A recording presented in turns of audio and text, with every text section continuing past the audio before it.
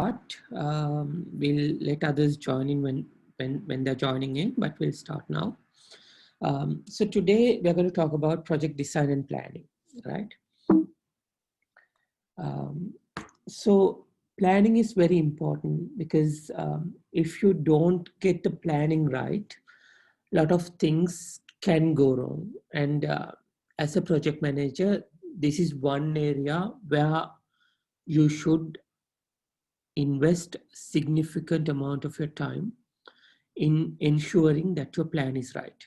So there are different activities that we do in a planning stage, right? Um, it it happens at the very beginning of the project, but it's a continuous activity.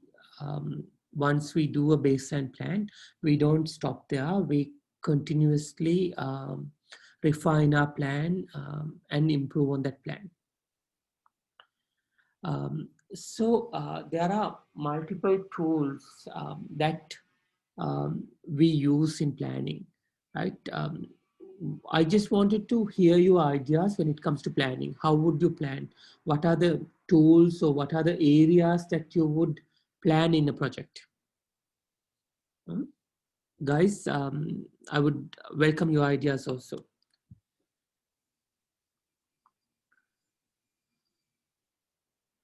Naif, what do you think?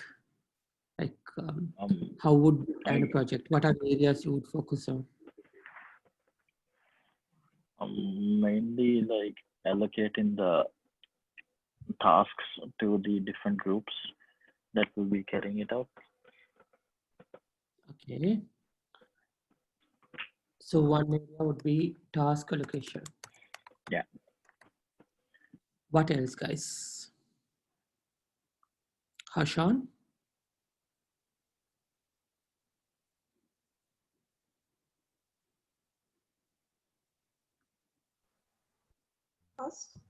Cost for the project. Very true. Cost planning. So, time period. Sorry, Sachini, what was it? Time period, like time interval, like in this time we have to complete this, something like that. Definitely, time planning. Let's reword it as milestone allocation. So you agree with your stakeholders that in 3 months I'd deliver this, in 6 months I'd deliver this, and 1 year this is what you would get. So time planning. Cost planning, very important. You need to understand your overall budget. Also, you need to understand what you would be spending at different intervals of the project. So very valid 2 points. What else? Resources, yes. So when it comes to material planning will also fall into this? Definitely. So when it comes to resource planning, I can actually combine resources and material together.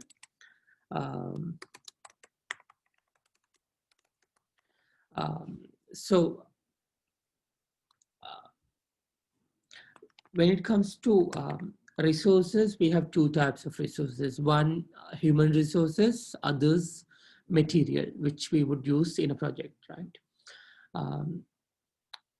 Even on a construction project, like, I'll take an example which everyone can relate. You're building a house, you would need X amount of bricks, X amount of cement, and certain amount of sand. You would not bring everything together at the start of the project. You would have them periodically. So you plan it, you plan the resources to arrive at the site at different intervals. That is important. Otherwise, you would have to incur big warehouse costing. And once the material is in site, you'd have to spend on protecting them and all that. So it is also very important that when and how you're going to consume your resources, as well as how you would onboard and ramp down from the project. What else? How about a contingency plan for risk? Exactly. So risk planning. Again, it's very important because even at the charter level, so generally like last week we discussed the project charter. Project charter, you would work on the project charter to authorize or to mobilize a team to work on the project. So it's a very early stage. Even at that stage, we would spend some time in identifying risks around the project so that you can either have mitigation strategies or contingency budget and plans to work around those risks. What else? How about the quality of the project? Quality. Quality planning. So when it comes to quality planning, what you should do is you need to understand what are the tools you're going to use for quality assurance, what are the tools you're going to use for quality control, how frequently you're going to assess your quality, what are the gates you're going to enforce in order to ensure quality is inbuilt. So all that should be captured under quality planning. Anything else? Shamit?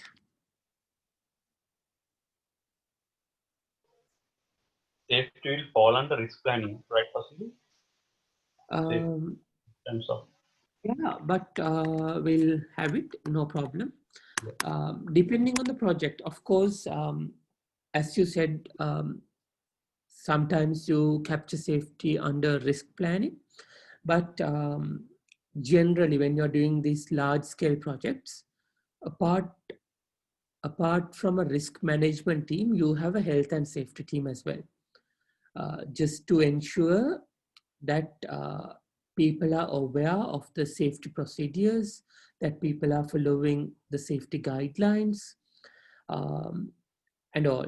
So risk planning is basically understanding what are the risks and what can be done to prevent those risks.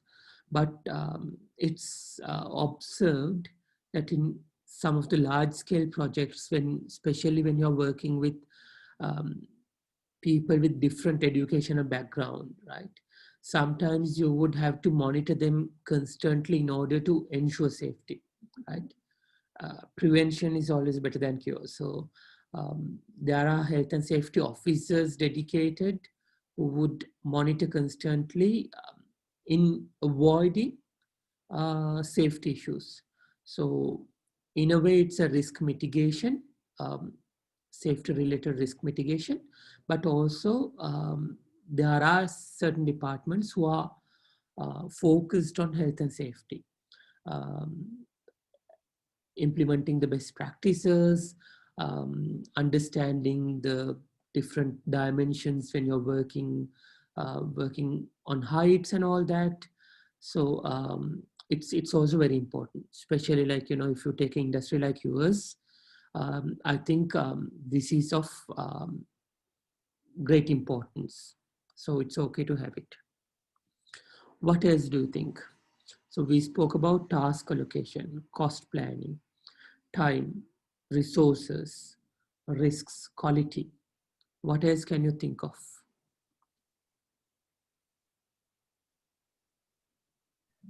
audits. Audits. Okay, you can plan for audits.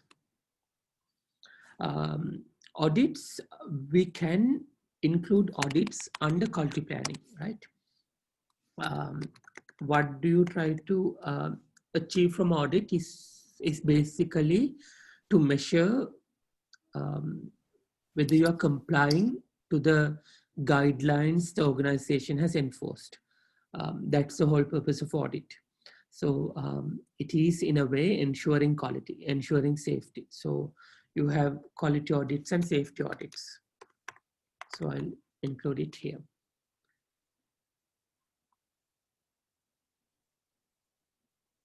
Anything else, guys?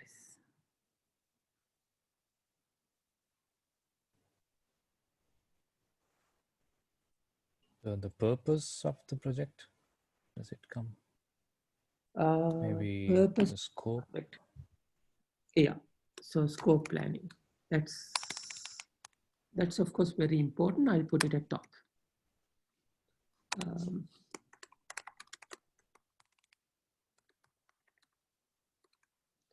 So scope planning it's so last week we discussed certain aspects with regard to scope management, right?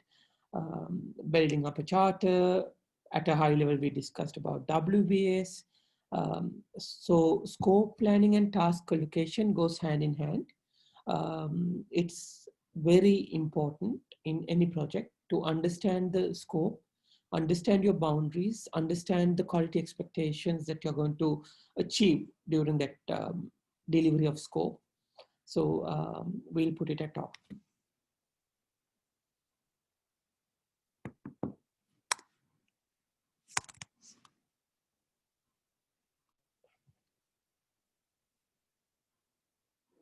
What about communication? I'll put communication here. So you need to plan for your communication. What does this mean? How often you would have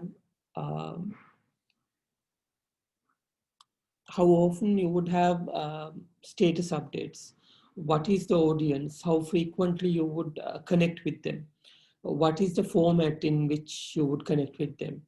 What are the escalation points?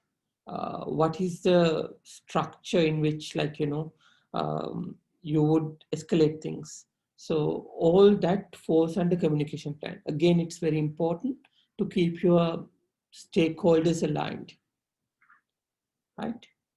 What else? Hashan? Anything else that you could think of?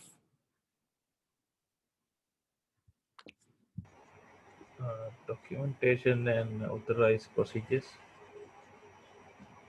Documentation and authorized procedures. So shall I have it under task allocation? Because that would be, in a way, it would be a deliverable, right? Once you do an implementation, you would have to document how you're going to use it, what are the steps to troubleshoot it, all that. So I'll put it under task allocation.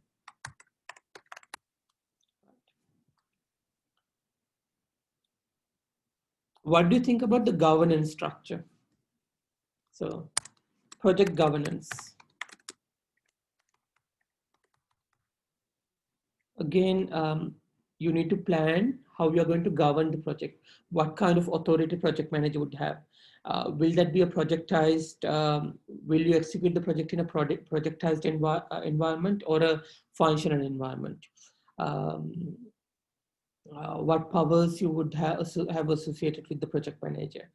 Who would project manager report to? What's the team structure like? What's their reporting structure? So all of these are important when it comes to planning, right? So we can divide project planning into two groups, as I have done here. One is related to project definition, right? So with regard to project definition, you have your scope, you have your deliverables, time, budget, and quality. This is more in line with project definition, meaning understanding and agreeing on what you're going to deliver, how you're going to deliver. So when it comes to scope, WBS is the main tool that we would use, work breakdown structure, right? So any scope, you should be able to decompose it into different levels in understanding the granular activities which are interacting with those delivery of scope. Then you have deliverables. Deliverables are the granular activities, right? The work packages rather. So when it comes to deliverables, you rely on specification sheets. Your wall is supposed to be delivered according to these criteria. Its height should be this much, width should be this much, bricks should be of this this much of a weight. Likewise, you would have a specification sheet. So deliverables should be in alignment with your spec sheet. Then you have your time plan. Time plan is associated with your milestone chart. So when it comes to time management, what you do, you would draw a milestone chart to explain and to understand which deliverables would be delivered at which stage. Then you have your budget. So the main tool which we use for budgeting is cost breakdown structure. So today in class, we would do a WBS and a CBS. I'd explain how you can do it towards the latter part of the class. And finally, you have your quality plan, right? What is the quality expected? How you're going to achieve that quality? What is the what are the QA processes that you would follow? What are the QC processes that you would follow? All that, right? What is the difference according to you between quality assurance and quality control? Can anyone tell me?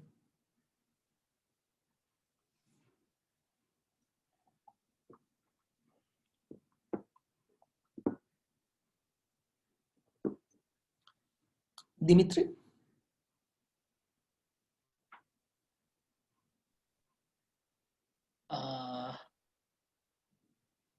I'm not sure. Quality All right. assurance, I think, is you ensure that the delivered product is conforms to the standards required. Perfect. So when it comes to quality assurance, you you ensure that your delivery is conforming to the standard expected, right? That's quality assurance. Quality assurance is proactive, right? You would do certain activities in order to ensure that quality. You would train your staff, you would do automation, you would get sophisticated machinery to ensure accuracy. Likewise, right? On the other hand, quality control is reactive.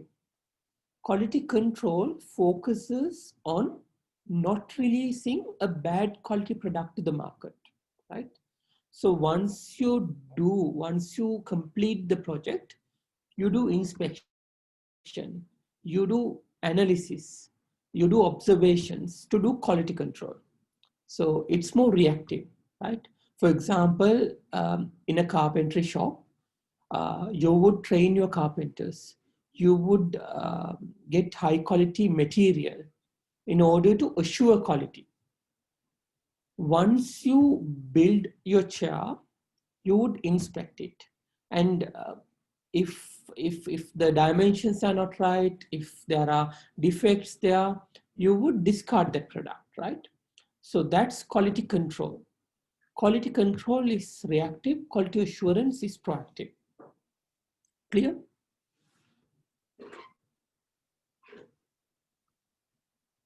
All right.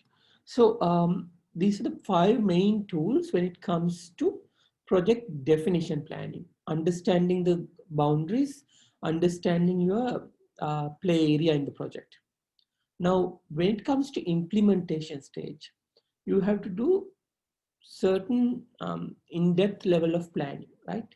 So when it comes to definition, it's at a higher level. But in implementation, you go a level beyond, right?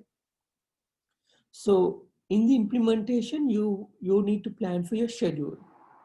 The difference between time and schedule is time focuses more in terms of delivery of overall project.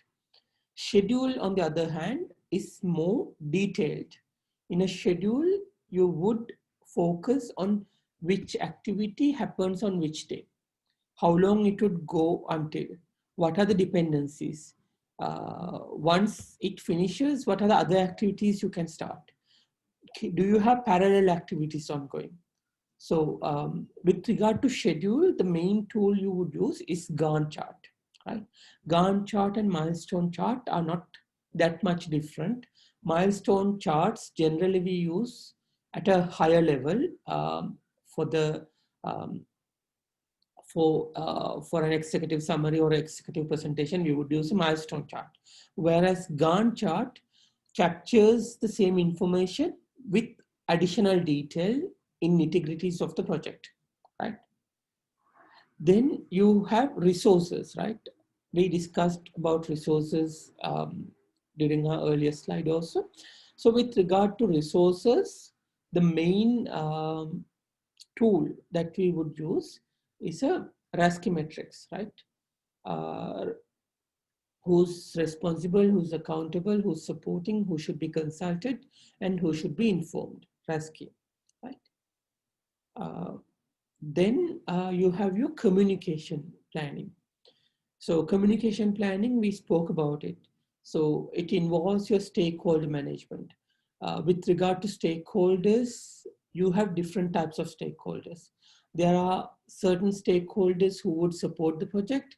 There are certain stakeholders who would not really support the project. There are stakeholders with power.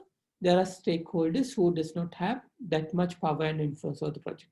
So with regard to stakeholder management, it's easier if you can categorize these stakeholders in different groups so that you can manage those groups easily. So we would, not today, but at a later date, we would talk about how you can effectively strategize a stakeholder management plan.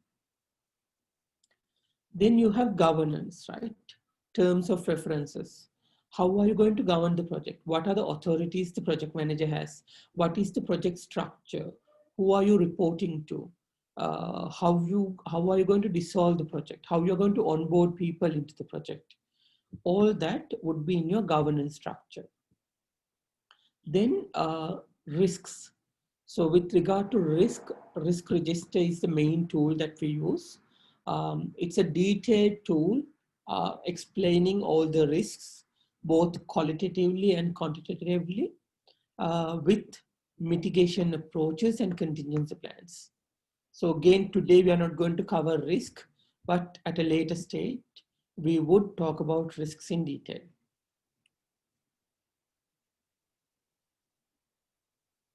Do you have any questions on this slide?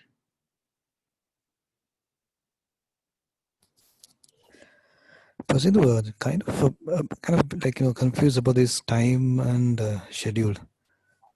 Okay. The milestone chart and the schedule, yeah.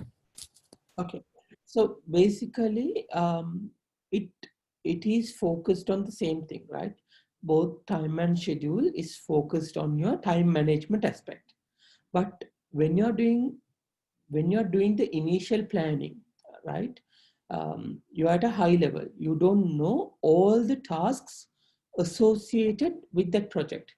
So in here, what I've mentioned as time milestone plan is at a very high level. Remember last time when you do the project charter, you come up with a high level time plan, right? So what you had in that time plan is the major activities, right? So how time plan and schedule is different is in your schedule, you would have more detailed activities. Now, for example, in your milestone, you might have a item like complete the finishes of the house. So when it comes to finishing, there are certain other nitty-gritties involved in, right? Painting. When it comes to painting, you have to buy paint. You have to mix the paint. you have to paint each area. So schedule would give you a more detailed description of different activities that you need to do in order to achieve that milestone, right? So milestone is at a high level, whereas schedule is at a lower level. Does that answer your question, Shashi? Yes, Vasu. Yeah, kind of clear now. Thank you. But I mean, both of them are quite relatable and like, you know, talks about the same thing at different detail.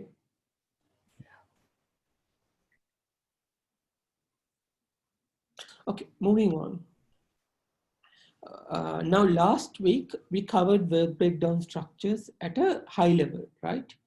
So today I included the same slides just so that we could spend some time and go through it in detail with you guys, because we are also planning to do a WBS at the end of the class today, right? So basically, a work breakdown structure would define all the things that you need to do in order to complete your project and achieve the deliverables, right? So WBS would help you visualize the different tasks and activities involved in delivering a project at detail level. When it comes to WBS, you have three levels, right? You have work, which is basically the scope of the project, right? What is expected to be delivered at the end of the project. So work defines the activity that you need to deliver as part of the project, the mandate rather, right? Then you can decompose the work into deliverables. Deliverables are unique products that that would come together in producing that end product. For example, if you take building a house, your work is completing that house. Your deliverables can be building the walls, completing the floor, building the roof, doing the plumbing, completing the electrical installations. Likewise. So these deliverables, when they come together combinedly, would deliver your work, the scope of the project, right? Then under deliverables also, you have another subcategory, the third level, right? That is work packages. Work packages are the lowest level of WBS. So work packages would explain what are the activities that you need to do in order to achieve the deliverable, right? So for example, if your deliverable is to complete the flooring, what are the activities you need to do in order to complete the flooring? One would be to level, like, you know, clear the area. Then you would have to level the ground. Once you level the ground, you would have to lay the concrete. Once you do the concrete, you would have to do the cement layer. Once that is done, based on the requirement, you might have to do tiling. Likewise. So those are your work packages, right? Any questions on this breakdown?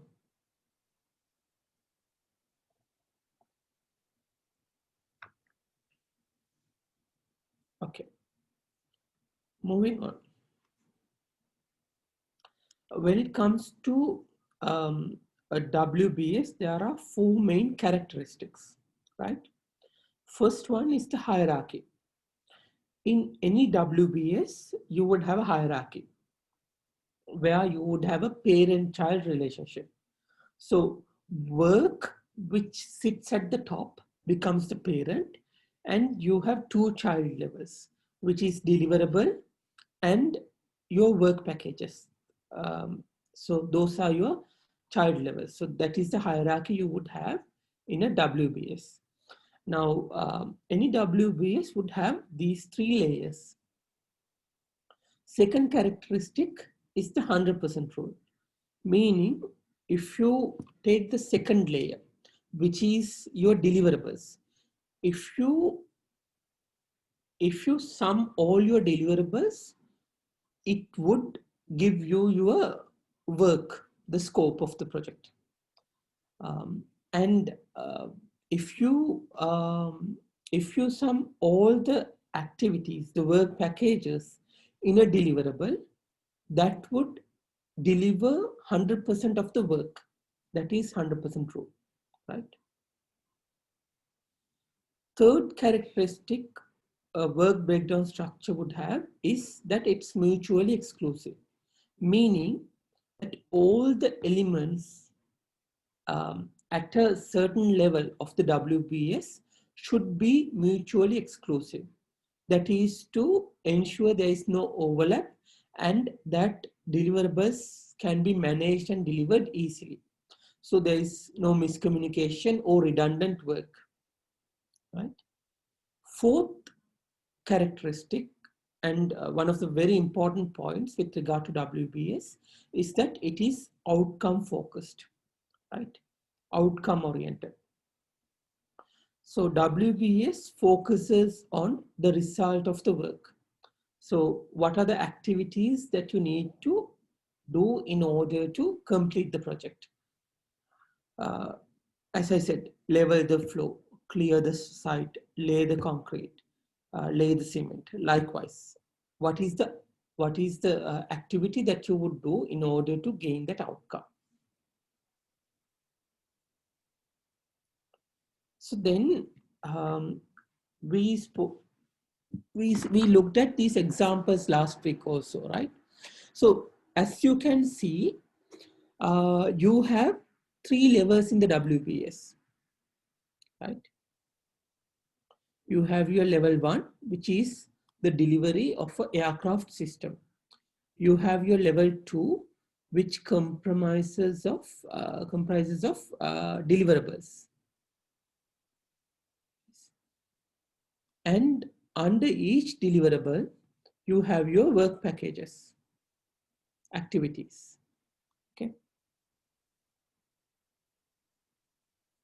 So if you look at this example,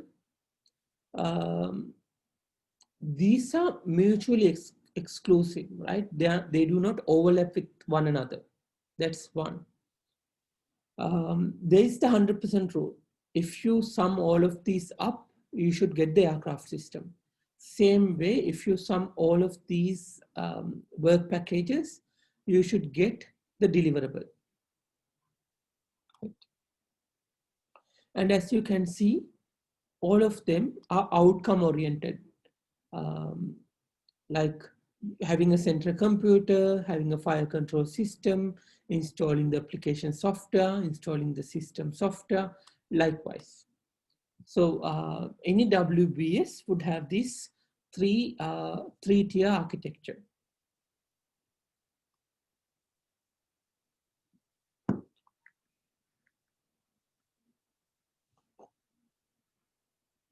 Same way, we have a construction example. Again, like, 3 levels. And what are the activities at each level? I won't go into detail of all of them, but let's take this example again. Now, even here, this is a 3-tier architecture, because now if you take this planning stage, right? In planning, you have 2 levels here, right? Which would have different activities involved. So this is your work package. And then again, performing primary planning and performing supply planning, both are your 3rd level activities, right? And then you have your tasks at the lower level.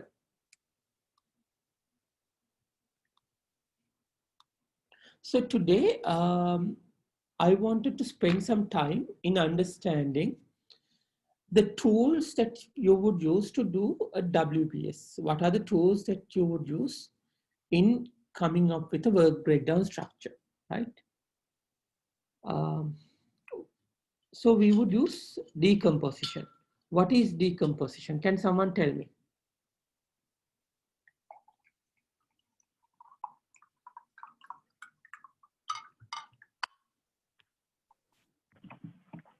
Will that involve breaking down the specific tasks into smaller sections? Smaller chunks, yes, exactly. So if you look at any example, your main task is broken down into smaller work packages. That is decomposition.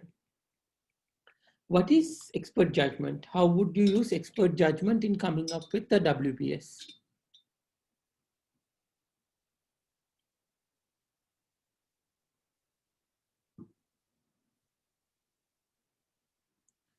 So for example, if you are allocated as a, if you are assigned as a project manager for a certain project, which you might not have full expertise on, you might reach to expert. You would ask him, okay, what are the activities that you need to do in order to complete this project?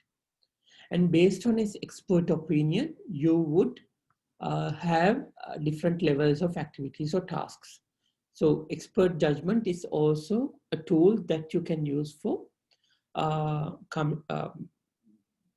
completing a WBS. Then you have rolling wave planning. What is rolling wave planning?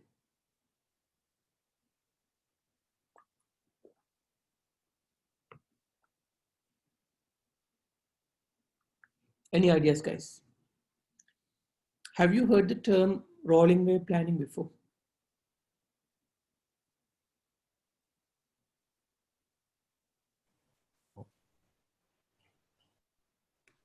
Okay. So rolling wave planning is, that's not rocket science. It's with regard to the sea waves, right? So basically what it says is, now the wave that is closest to you, right, which is here, you would have a detailed plan.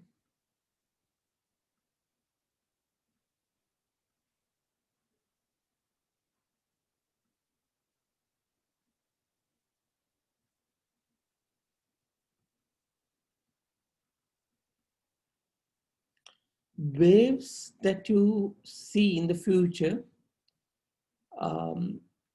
you would know that they're there, but you won't spend a lot of time in planning them. So you would do at a high level.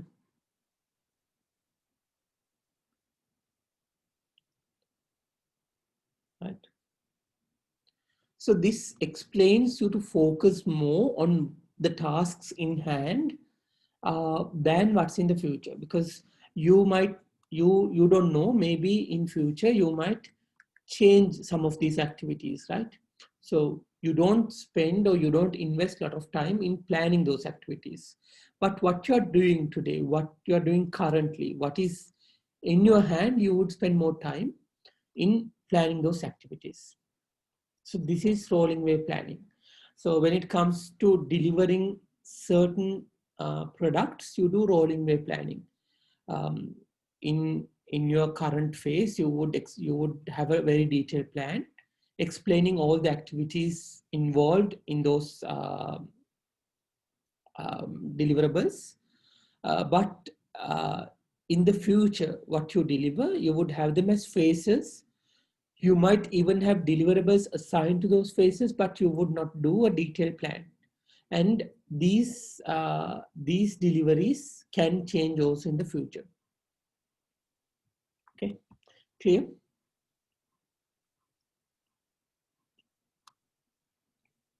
Okay, with that said, we'll go into efforts and estimations. Now, once you know your work breakdown structure, your activities, your tasks, you can do effort estimation to understand how much of time, how much of effort, how much of cost that you need to spend on each of those activities, right?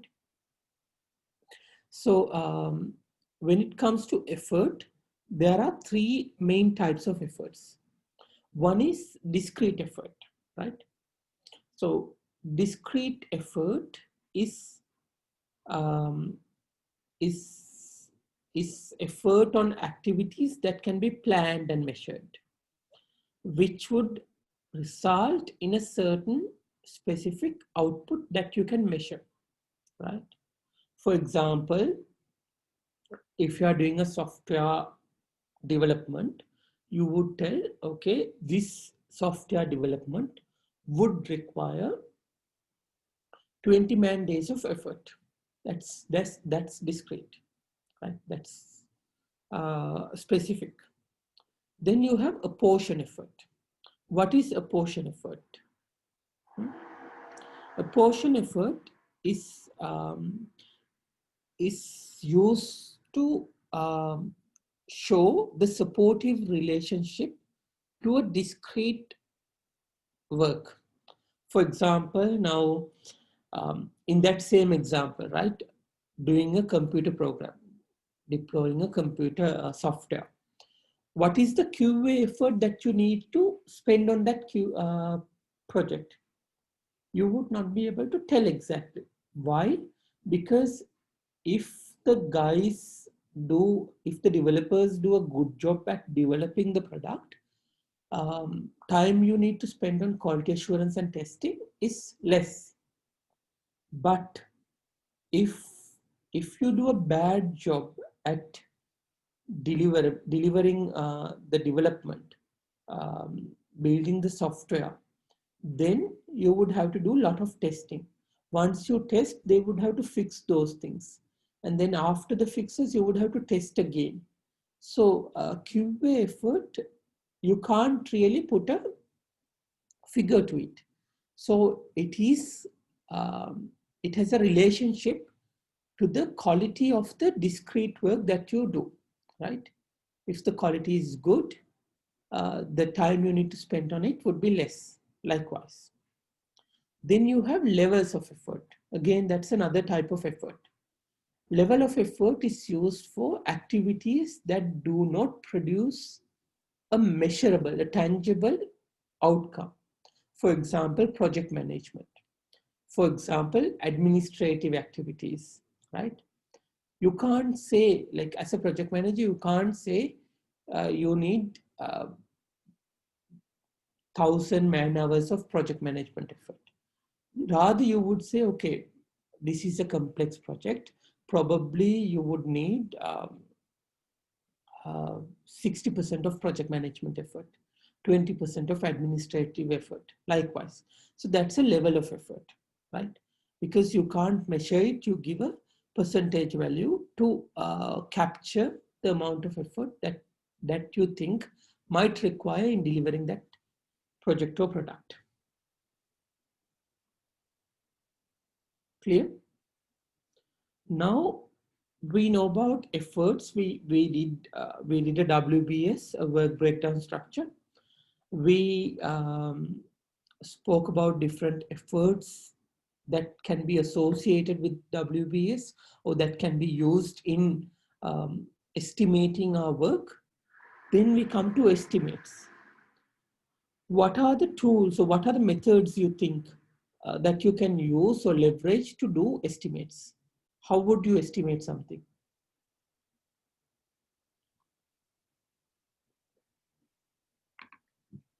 Sachini, what do you think?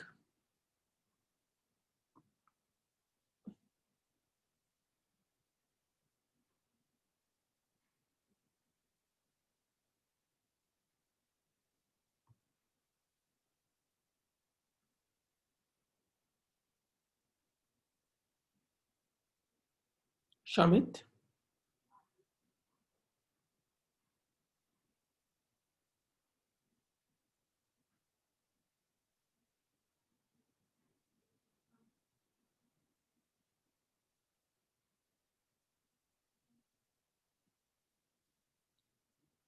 what are the techniques? So how would you estimate a work package or a scope of work?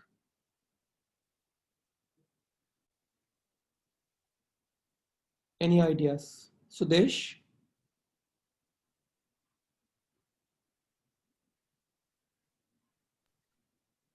By asking from the people who have done it before, maybe experts. Yeah, expert judgment. So you go for experts who have done similar projects, and based on their opinion, you can come up with an estimate.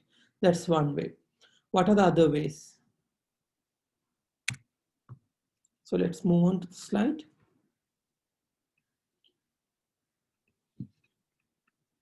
So you have expert judgment, which is nothing but you, as Sudesh said, you go to the experts and you ask from them how you can do it, what are the efforts involved in doing a task like this.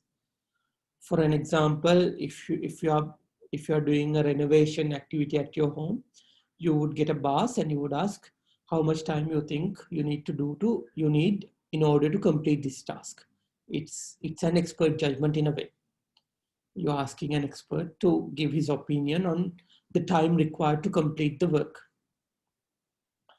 Then you have analogous estimate, right? What is analogous estimate? It is basically looking at similar past projects and coming up with similar estimates. For example, if you're building a house today, you would look at the houses you built in the past, and based on that, so it comes from the word analogy. So you relate it to that house. So that was a 3-bedroom house. Now I'm building a 4-bedroom house. So it took me 1 year. This might take me 14 months. Likewise, you relate it for your past projects, and based on that past experience, you come up with estimates. That's analogous. Then you have parametric estimates. What is a parametric estimate, guys? What do you think?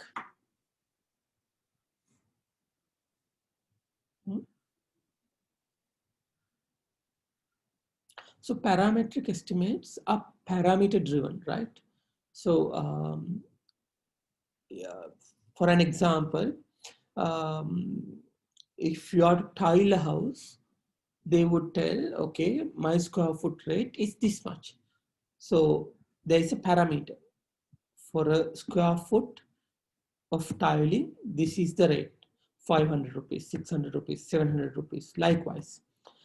And based on the square foot you need in your house, you would multiply it by the rate and you would come up with the final figure. So that's a parametric estimate. So parametric estimates are is a scientific estimate or has a mathematical relationship and are generally very accurate. Then you have 3-point estimates, right? So 3-point estimates are also known as the PERT estimates as well, right? So what do you do for a 3-point estimate? You would take the best case scenario, most likely scenario, which is the average, and then your worst case scenario. Okay. And then you would divide this by 3. This is 3-point estimate. You take 3 points and you take average. You don't take the best case, you don't take the average, you don't take the worst case, right? You take average. Also, there is another variation of 3-point estimate called PERT analysis, right? So this is one. Other one is PERT, right? In PERT, what you do, you take the best case scenario, then you take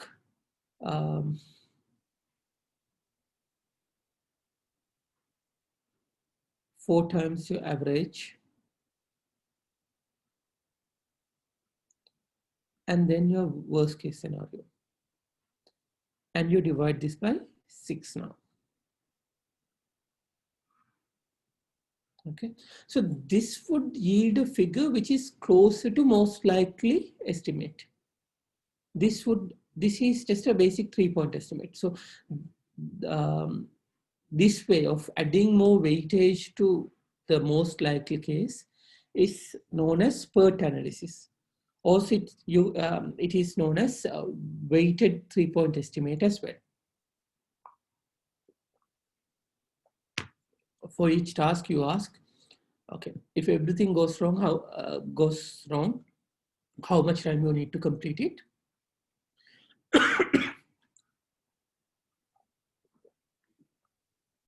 If everything goes well, what's the time you require? And finally, what's the average? Based on that, you come up with a weighted 3-point estimate. And then you have your reserve analysis. What is reserve analysis, guys?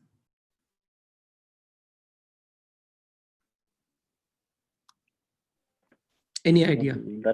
That will be like the buffer you put for the time available and the budget against. Exactly. So when it comes to reserve analysis, again, you have 2 types of reserve analysis. Contingency reserve and management reserve, right? So when it comes to unknowns, risks in your project, right? You have known unknowns and unknown unknowns, right? For example, you would know in Sri Lanka in this time, you have a rainy season. So if you are building a house, you might need extra cover to protect it against rain. So that's a known unknown, meaning you know you have a rainy weather, but you don't know for sure whether it will impact your project. So for those known unknowns, you have your contingency reserve, right?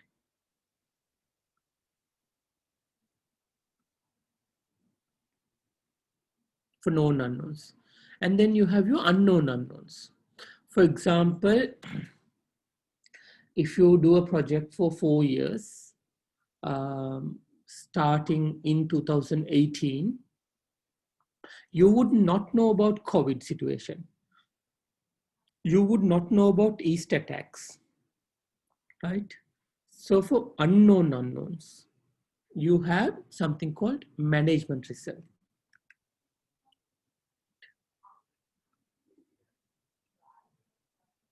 This is your management reserve. So as a project manager, you can use your contingency reserve during the execution of the project. But management reserve, project manager cannot touch. Management reserve is for the senior management, the senior leadership, right? So if you experience an unexpected event, you would rely on your management reserve to decide on the next course of action, right? So again, these are important when it comes to estimation. So generally, as a rule of thumb, we put about 5 to 10% of your overall cost for your contingency reserve and your management reserve. Depending on the complexity of the project, of course, you would change the values, but generally 5 to 10% is a good figure for your reserves. Any questions on this?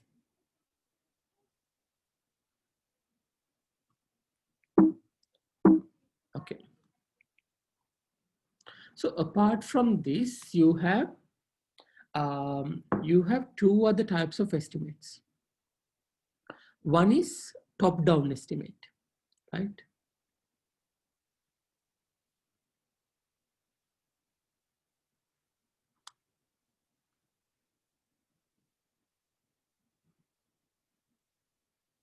So top-down estimates, you would give a high-level figure to the overall scope, and based on that figure, you would give breakdowns into the other subcategories. So this is top-down. This is generally not very accurate, right? This is a very high-level estimate you do at the beginning of the project to come up with the overall ballpark of the cost or effort required. Then you have bottom-up estimate, right? Unlike top-down estimate, bottom-up estimates are very accurate. So in a bottom-up estimate, what you would do, you would go into nitty-gritties. You would explain, okay, this would take 4 days, this would take 3 days, this would take 2 days, likewise, at your work package level, and you would sum them up from bottom to up in order to arrive at your overall project estimate. So you have top down and bottom up. Generally, bottom up estimates are done at the start of the project. When you are starting a project, when you know you have the project for sure, you do a bottom up estimate to understand the effort required with each activity, right? So top down estimates, you can do it quickly. It's a quick and dirty method of coming up with a good enough estimate, good enough ballpark. Downside, it's not very accurate. On the other hand, bottom up, it's very detailed, it's time consuming, it takes a lot of energy. Probably you need to consult a lot of people in coming up with the bottom up estimate, but it's very accurate. So the advantage is it's very accurate, but it's time consuming. So depending on the situation, depending on the importance of the project, you would use a balance of these estimation techniques. Clear? Yeah. Now, I would like to spend a couple of minutes on Parkinson law, right? So Parkinson law tells that work would expand to fill the remaining time, right? For example, if you put a buffer of 10 days, Parkinson law would tell that you would consume those 10 days also in delivering the project. Meaning, you would expand your work in order to fill the remaining available time, right? So it's a relationship between time and effort, right? So if you have less time, you would put more effort and delivering it. I don't know whether you have noticed that sometimes you deliver projects almost overnight, right? So I've done many projects in my life, right? And what I have seen, at the start of the project, we take it easy. People are relaxed. They don't put their 100% effort, right? So it goes at a very slow pace. But towards that end date, towards that go live date, towards that milestone, you would come to office. You won't go home for 2-3 days. You would sleep in the office. You would deliver it, and you would meet the deadline somehow, right? So then towards the end, you put more effort, right? So moment you have less time, you would put more effort in delivering that project and completing it. But moment you have more time, you would put less and less effort, so that your time would be consumed in delivering the project. Again, it's important to have a realistic timeline which would utilize the full effort. Otherwise, when when you know, okay, for example, if you were given a task to build a house in 1 month, you would know for sure that you can't do it in 1 month. So you would not put any effort. So project would fail. So when it comes to allocating time, it's important to, how can I say? It's important to make you comfortably uncomfortable, right? So it's like teasing you, like, you can get there, you can almost see achieving it, but it's not easy. You need to put a lot of effort in order to achieve it, right? So you need to allocate that amount of time which allows you to get the maximum effort from your resources. So basically Parkinson law tells that if you have more time, project activities would be dragged to fill those remaining time, right? So generally in project management, we do two things. We buffer, we hide time, but this hidden time generally you consume. For example, if you ask someone for effort, they would say it would take 10 days. But if you really drill down, you might realize that you can finish it in 8 days. So there is 2 days of hidden effort, which is the extra time that he has put in order to complete it leisurely. Any questions on Parkinson law? This is the same methodology that we use to study in our exams, right? We very well know that if you allocate a good enough time every day, that you don't need to cramp during nearing the exam. But still, I think we as human, we are very comfortable taking it leisurely in the beginning and cramping and doing it somehow nearing the time, nearing the deadline. So Parkinson law explains that phenomena. Any questions? Anything you can relate to?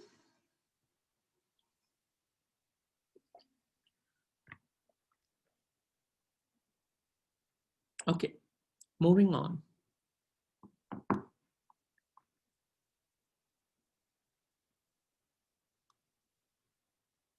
Causes of variations in estimates, right? What are the causes of variations in estimates? So you have an estimate to do a project in X amount of days. Now, when you actually do it, you might deliver it in X minus Y days or X plus Y days, right? Why there is a variation? One is because of different skill levels, right? Someone who has more experience can do it better, faster. Someone who does not have that much of experience would take more time to do it. Unexpected events. So you were doing a project, all of a sudden you started a rainy season. Because of that, it interrupted the project. So unexpected events. Efficiency of work time, right? Now, if you go to a government organization and if you go to a private organization, you can see this. The efficiency in how they do different things. So if you're more efficient in doing a task, you would do it quickly. If you're less efficient, you would take more time. Mistakes and misunderstandings. Sometimes you don't understand the scope clearly, which would lead to taking more time or taking more effort in doing that activity. So these are the main causes of variations in estimates. Now, we talked about the work breakdown structure. So we know in a project, you have a goal given, how you can decompose that work into smaller chunks in managing the project. So if it's to build a new wing to the cancer hospital, you would know what are the granular activities that you need in order to complete that scope of work. So that's covered in WPS. After that, we spoke about the different tools that we use for WPS. We spoke about decomposition, we spoke about expert judgment, we spoke about rolling wave planning.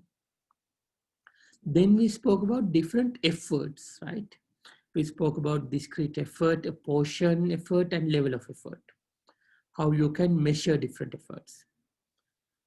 Then we also spoke about estimates. And now we spoke about why we would have a variation or a deviation from our original estimate, the reasons behind the deviations. Now, when you have a deviation, sometimes still you would need to meet the milestone, you would need to meet the go live date. So how can you meet that milestone? You need to compress your schedule, okay?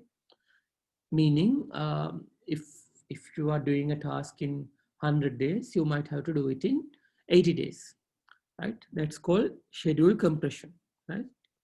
What are the techniques, do you think, that you need or that you can utilize in schedule compression? Any ideas, guys?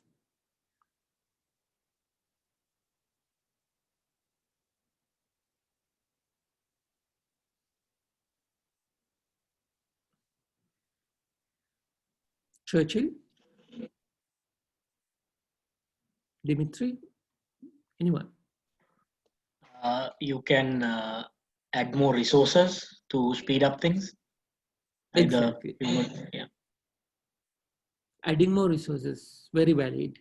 So adding more resources is known as crashing. So we would talk about that in a bit. Adding more resources to deliver activities faster. That's one way. What are the other ways, guys? Motivating the workforce. Yeah, motivating the workforce to increase the effort. So that's also putting, in a way, like putting more resources, putting more effort. So valid. What else?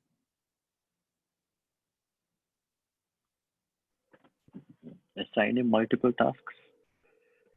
Assigning multiple tasks. Yeah, not quite the answer I was looking for, but rather doing tasks in parallel, right? So even if you assign multiple tasks, if you do it sequentially, you would consume more time. But rather than to reduce the waiting time, you would do tasks in parallel, right?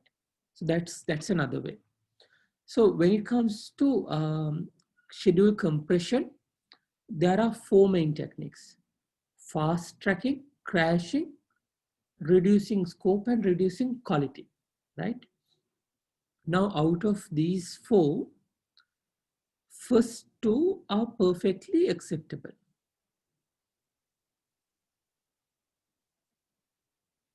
Right?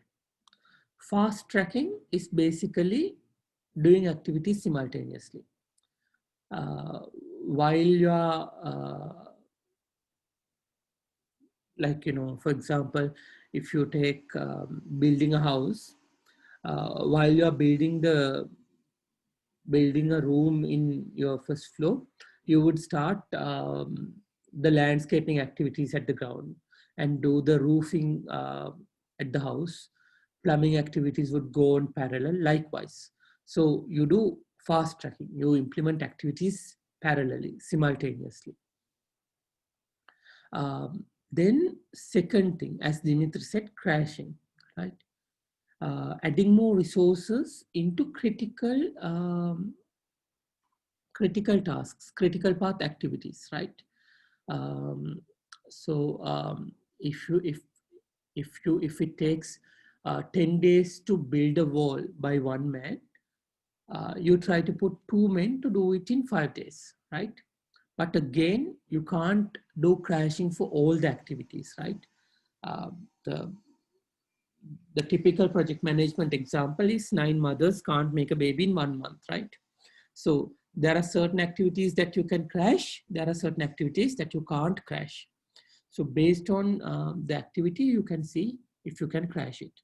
Again, when it comes to crashing, you need to crash the critical path activities only. Otherwise, you won't have a time benefit. Then you have 2 other techniques which are not really recommended, but again, you might do it if you don't have any other alternative, right?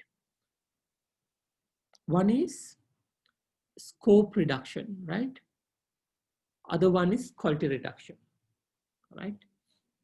Again, I don't know, as a project manager, I've done both of them. But when it comes to scope reducing and quality reducing, you need to do it very carefully, right? So there was a project which had a deadline which we could not miss, and when it comes to delivery, we realized we couldn't meet the deadline, so we reduced the scope. So what we did, it was a ERP implementation. We looked at the functionality that is being delivered, and then we had a meeting with the customer in order to understand how are they going to use the functionality. So we realized that there are certain functionality like reportings, right, which they are using only monthly. So once you do the project, once you do the implementation, only after 1 month they would run the report. So we reduced that scope. We didn't deliver it on the go live date.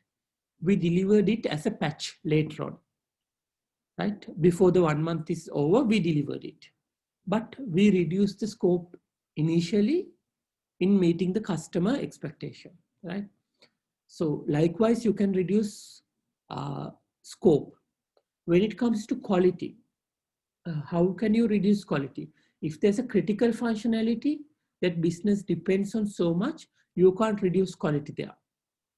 But in every functionality, there are these cosmetic changes, there are these nice look and feel effects where you don't need to, I mean, like, you know, it's important for the brand image and all that, but it's not business critical per se, right? So in such instances, you can put less effort in quality assurance. When it comes to fixing bugs, you can prioritize bugs to fix bugs which are in critical area quickly, and less critical area at a later stage. Likewise, you can work on prioritizing quality aspects also. So these are the 4 techniques which we would use in schedule compression. Now, the next step is actually to go through with you guys on an example of schedule compression. But I think some of you, Dimitri and all, would have to leave early. When do you guys have to leave?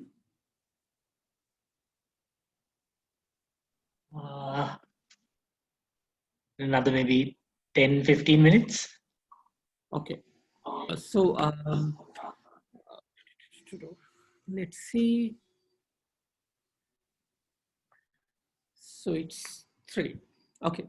I'll try to do the network diagram quickly, but in case like we can't do it fully, I will revisit it next week as well.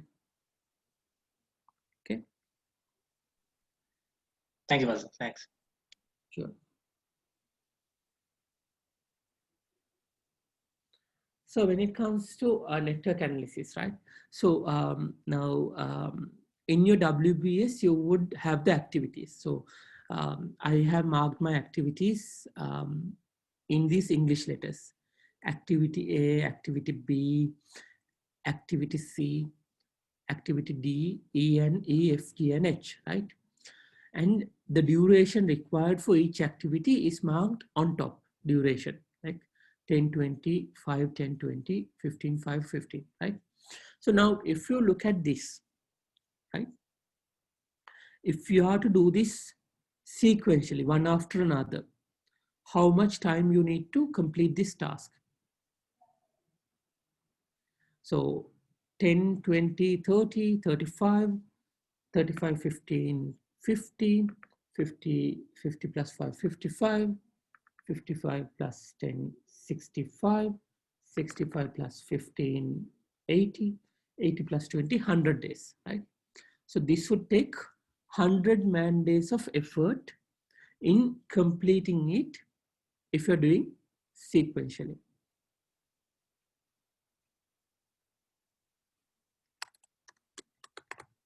Clear? Sequentially 100 days. Now, with the dependencies, I've given the arrows here. So what it says is B can start only after A finishes. G can start only after C and F finishes, right? E can start only after G, D, and H finishes, right? That is the relationship, right? So based on that, I've drawn this network diagram. Now, if you go to the next slide, in network analysis, what you would do two passes. You would do a forward pass, which is the first step of the network analysis, where you would put the effort required or the finishing time, earliest start and earliest finish, in these boxes, right? For example, now if I start the project on my day 1, earliest finish of task A would be 10th day. Clear? So same way, my task B can start only after I finish task A, right? So B's earliest start would be 11th day, and it would go for 20 days. So it would finish on 30th day. Does that make sense, guys? Yeah. Okay, cool.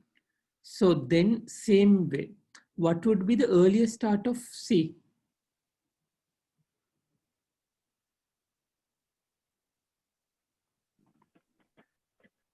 Day. 31st date, yes. And it would go till 35. Clear? Yeah. And then you have your D. What's the earliest start of D?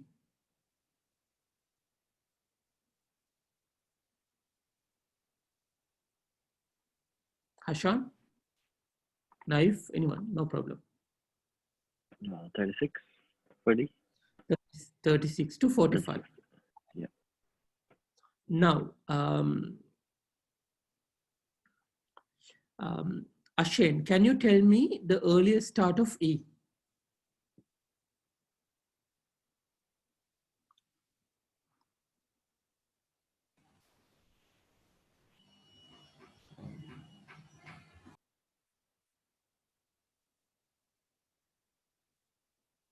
Anyone?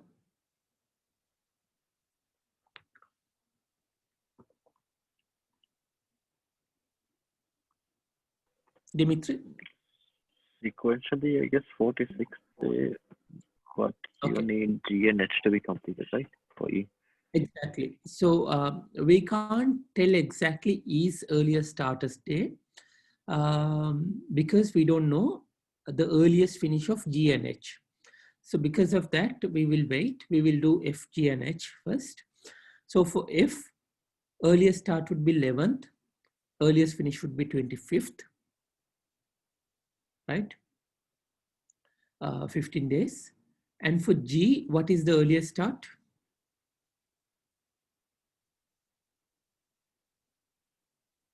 G 26th. 26th. Okay. Sachini, what do you think? Yeah, 26. 26th. Any other ideas? 36. No, actually, 31st day. 36. 31st? 36th. 36th. So actually, guys, G's earliest start would be 36th, because even if F finishes by 25th day, G can't start that activity, because in order for G to start, both F and C needs to be completed, right? So because of that, you would have to look at these two activities, your F and C. So earliest G can start is after C finishes. So 36th day would be the right way. So on 36th day, G can start, and it would go for 5 days until 40. Same way, it should start on 11th day and it would go till 25th, right? Now with all this, we can tell the earliest start of E. What is the earliest start of E? 6. 46th, exactly. You have 45, 40, and 25. Now, even though it finishes by 25th day, it can't start on 26th because D and G are not finished. Even though H and G are both completed by 40th, you can't start your E because D is not finished. So in order for E to start, you need D to finish as well. So earliest start of D would be 46th and it would go to 65. Clear? So this is our first pass. Okay. Now at this stage, we have optimized our project by 35 days. Remember, initially when we did the count, it took us 100 days, right? Now by parallel tasking, you arrived at 65 days, right? So you have saved 35 days for your company. Right? Now let's see whether we can further improve this, right? So once we do the forward pass, next is to do a backward pass. Okay. So backward pass is basically going from your right to left. You start with your last activity. Okay. This is your last activity, right? You start from here and you go with latest start and latest finish. So the project needs to finish latest by 65th day, right? So E's latest finish would be 65. E's latest start would be 46th, right? Likewise, you would finish the network diagram. So if you look at here, your latest start for E is 65. Your latest finish for E would be 46. Now, based on this, you can tell the latest finish of task G, D, and H. What is the latest finish of task G, D, and H? When should G finish latest in order for E to start by 46th day? 45. 45, exactly, Anushka. So G, D, and H, both, all of them, all three of these tasks can finish latest by 45th day in order for E to start on 46th day. So I just did the reverse engineering to come up with the latest start date, right? Now, I have my task C, right? I know my G, I know my D, right? What is the latest finish date of task C?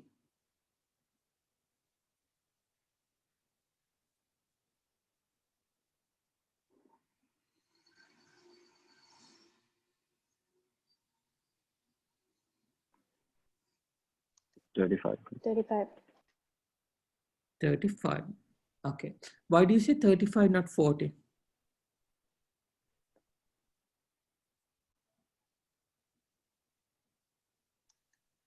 then task D won't get done.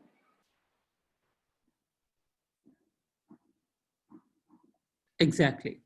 So if you finish it by 40th day, your task D won't be able to start by 36th day. So latest task C needs to be finished by 35th day in order for D and G both to start on time, which is D to start on 36 and G to start on 41. So 35. Same way for F40. So I'm just doing this quickly because I think you understood it. Same way for B, the latest finish would be 30, latest start would be 11, and A, latest finish would be 10, latest start would be 1. Okay. Now we did a forward pass and a backward pass, right? So we have our early start and finish dates, and we have our latest start and finish dates. Now what we need to do is to understand the float. Float is nothing but the difference between either earliest start and latest start, or earliest finish and latest finish. Okay, you can use any formula you like. You can either do latest finish minus early finish, or late start minus early start. So if you do for task, if you do it for these activities, for task A, 10 minus 10 is 0, right? Task B, it's 0, 30 minus 30, 35 minus 35, 0, 45 minus 45, 0, 65 minus 65, again 0, right? 45 minus 25, you have 20. 45 minus 40, you have 5. 40 minus 25, you have 15. So you understand there are certain activities you don't have a float. There are certain activities you have some float. So activities that do not have float is your critical path. So what I have marked in orange, right? This orange arrows is my critical path. What do I mean by my critical path? Why it's important for me to understand this critical path, guys? Any idea?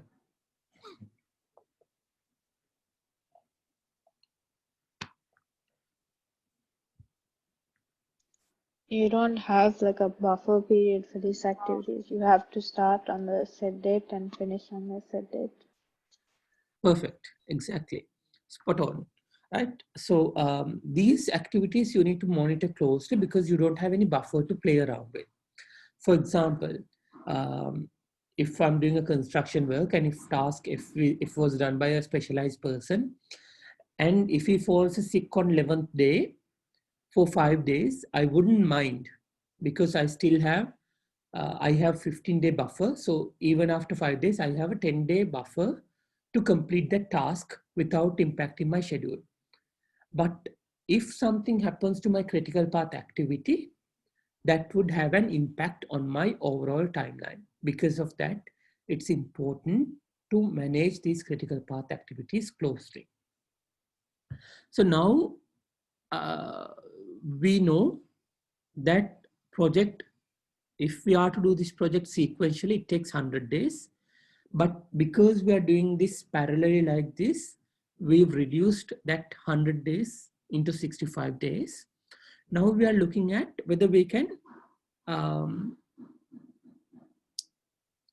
compress the schedule even further, right? So how do you think you can compress the schedule? Okay. Now, for example, my task H, it requires 15 days, right? Instead of 1 person, I'm going to add 3 people and I'm trying to finish it in 5 days. Do you think it would have an impact on the timeline?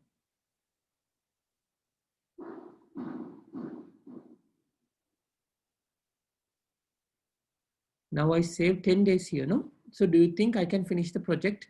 By doing this, I can finish the project in 55 days. Do you think so?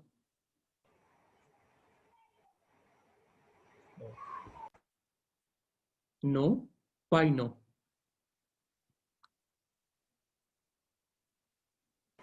Since the critical path is continuous and Exactly. So even if you finish in 15 days, even if you finish this task in 15 days, you still have a 20-day buffer for the E to start, right? So E can't start just because you finish it early.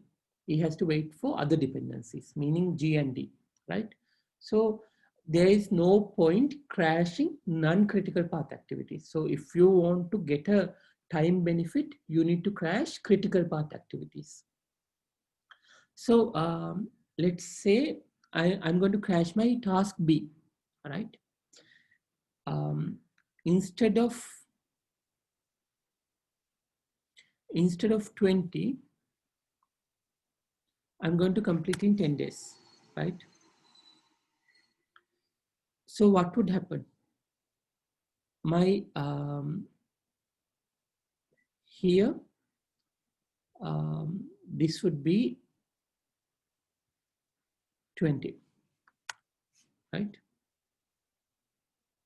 Then my C would start on 21st day, and it would go till 25th day. Then I would start my D on 26th day, and it would go till 35th day. 1 minute, guys.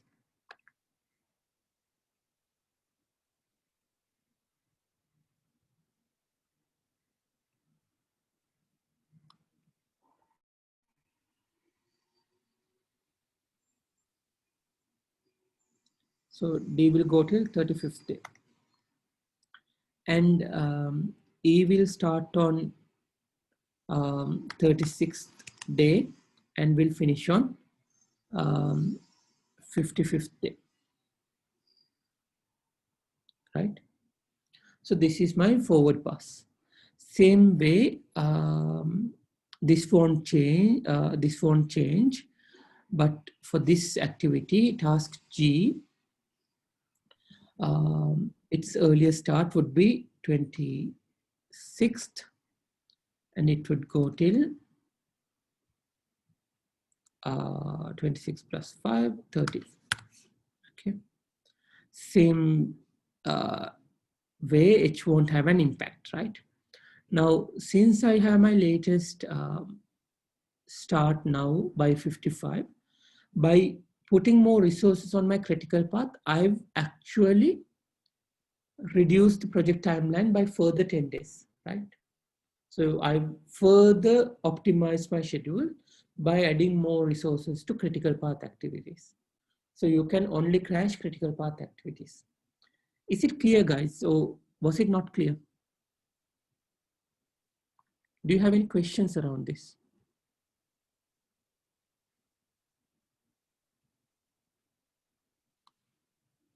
Does that make sense? Is it clear to everyone? Do you want me to explain it again? Okay. All good for everyone? Achini, Shamit?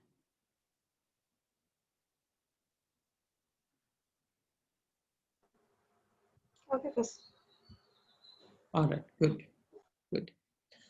Then this is network analysis basically. So it helps us to visualize the activities in its sequence, and also it helps us in identifying critical path. And by identifying critical path, the next step is basically we can work on crashing the critical path activities so that we can optimize our timeline even further.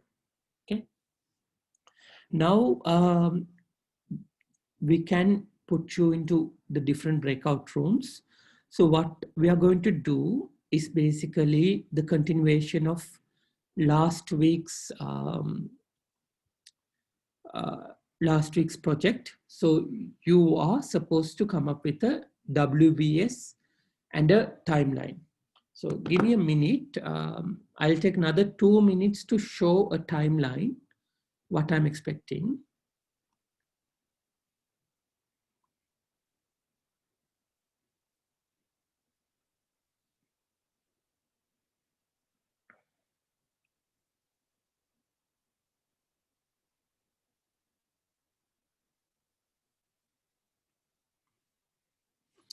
Okay. So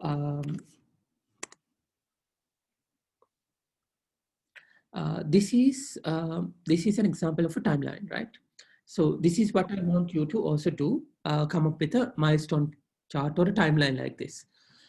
So basically I have my different tasks. I have calendar here on my different columns. And what I've done, I've highlighted the duration each task or each activity would take in different colors. So it helps me understand the dependencies, understand what are the activities in parallel, and it would give me an overall timeline. For example, if I am today, I know only my task 1 would be done. Only people working on task 1. If I'm on 27th of September, I would know by 27th of September, my task 1 is completed, my task 3 is completed, that my people are working on task 2 and task 4 and 5 have started, right? So this is what I'm expecting from a timeline or milestone chart, okay? So for the project, you're also supposed to come up with a timeline or a milestone chart, right? So with that said, we'll put you into breakout rooms and then we'll carry on with the project that we were continuing from last week. So what I need from you is a WBS and a timeline chart, okay?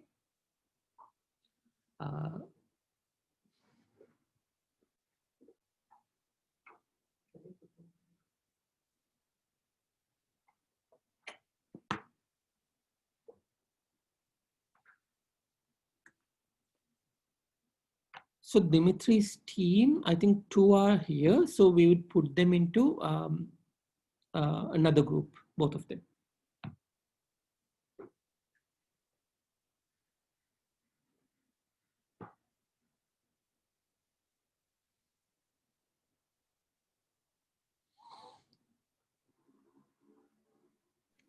Prasidu, are we planning for the concept or are we planning the construction part? You're doing what you were doing last week. Last week. Okay. So if you're doing the concert, you would be doing the concert. If you were doing the construction, you would continue the construction. Okay, Prasidu.